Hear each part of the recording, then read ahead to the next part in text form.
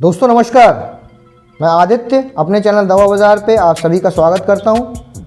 आज दोस्तों हम बात करेंगे एक एंटी फंगल ड्रग जिसका नाम है पोसाकोनाज़ोल। ये ट्राइआज़ोल ग्रुप का एक एंटी फंगल ड्रग है। दोस्तों ये ड्रग बहुत ही सीवियर फंगल इन्फेक्शन में यूज़ किया जाता है।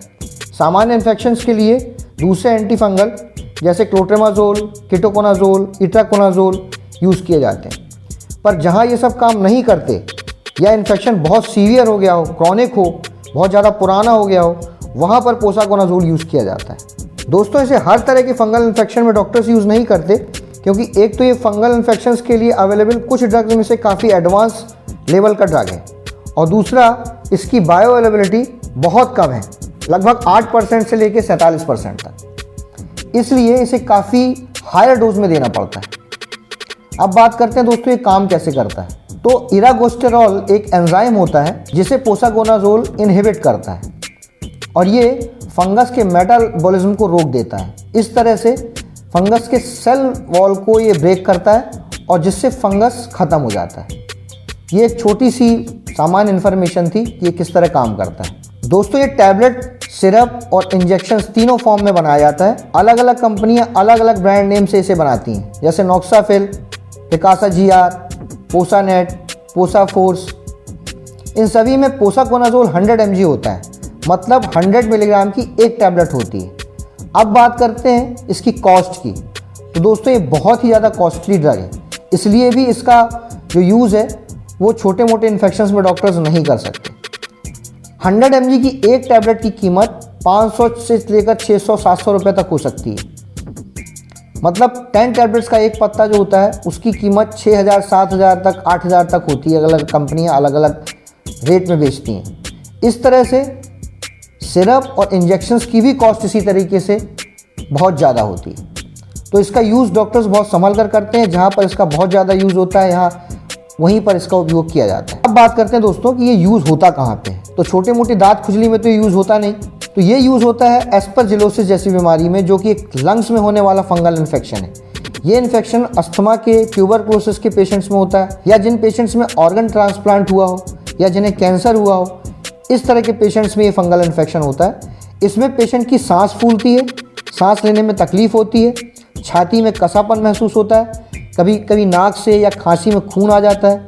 और हाँ, एस्परजिलोसिस उन पेशेंट्स में भी देखने को मिलता है जो बहुत ज़्यादा हाई डोज में स्टेरॉइड्स का यूज़ करते हैं।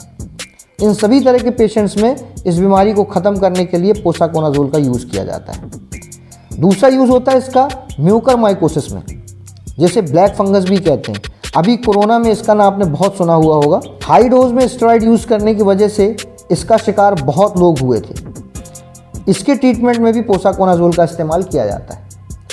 तीसरा यूज़ होता है फ्यूसारियोसिस में। ये फंगल इन्फेक्शन उनमें होता है जिन पेशेंट्स में WBC बहुत ज़्यादा गिर जाती है, मतलब वाइट ब्लड सेल्स बहुत ज़्यादा कम हो जाती हैं, उनमें होता है। जनरली ब्लड कैंसर वाले पेशेंट्स जो होते हैं उनमें WBC काउंट बहुत ज़्यादा गिर जाता है। इससे पेशेंट्स का इम्यून सिस्टम बहुत वीक हो जाता है और पेशेंट को ये फंगल इन्फेक्शन हो जाता है। इस तरह के पेशेंट्स में जिनको फ्यूसारियोसिस हुआ है उनके इलाज के लिए भी पोसाकोनाज़ोल का यूज़ किया जाता है। इन्वेसिव कैंडिडियासिस में भी इसका बहुत ज़्यादा यूज़ किया जाता है। इस बीमारी में लेडीज़ में वजाइना में यीस्ट इन्फेक्शन होता है, जिसकी वजह से वहाँ खुजली होती है, रेडनेस होती है, पस फॉर्मेशन होता है। क्रोमोमाइकोसिस में इसमें भी स्किन पर छोटे छोटे पैचेस बन जाते हैं। ये एक स्किन का इन्फेक्शन है, इसमें छोटे छोटे पैचेस स्किन के ऊपर बनते हैं, उनमें पस आता है, स्किन का कलर चेंज हो जाता है।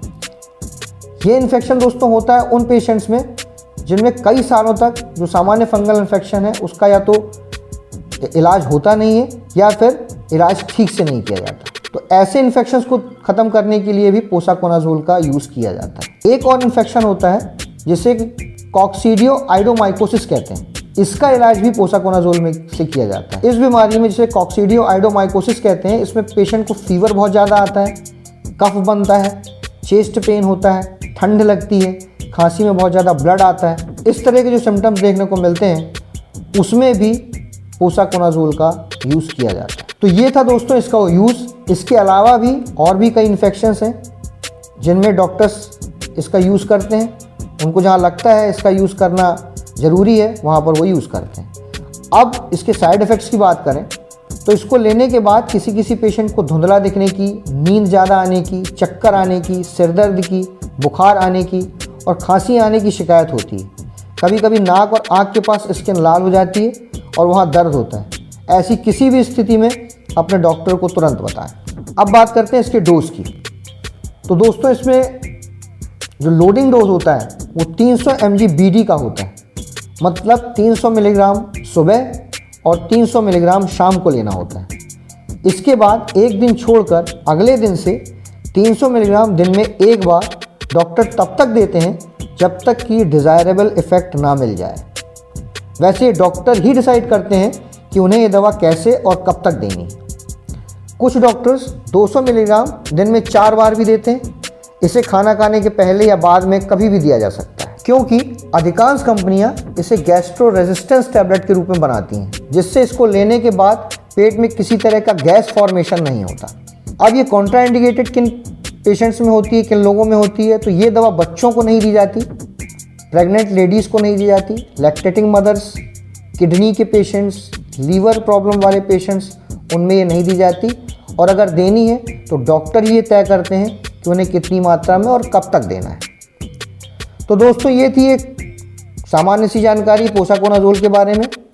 इस जानकारी को शेयर करें, लाइक करें और भी ऐसी इन्फॉर्मेशंस के लिए मेरे चैनल दवा बाज़ार को सब्सक्राइब करें और बेल का बटन भी दबाएं ताकि आपको मेरे वीडियोस के नोटिफिकेशंस मिलते रहें। तो मिलते हैं दोस्तों अगले वीडियो में, तब तक के लिए नमस्कार, धन्यवाद।